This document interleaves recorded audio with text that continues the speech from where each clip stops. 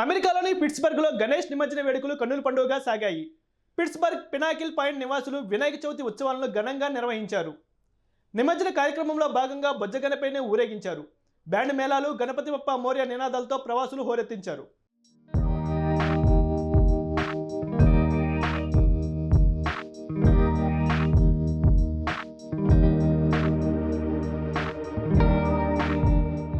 అమెరికాలోని పిట్స్బర్గ్లో వినాయక చవితి వేడుకలు ఘనంగా జరిగాయి.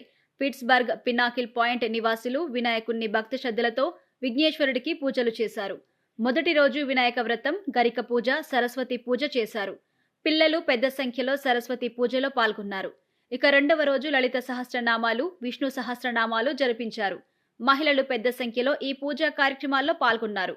మూడవ రోజు శ్రీ లక్ష్మీ గణపతి హోమం నిర్వహించారు.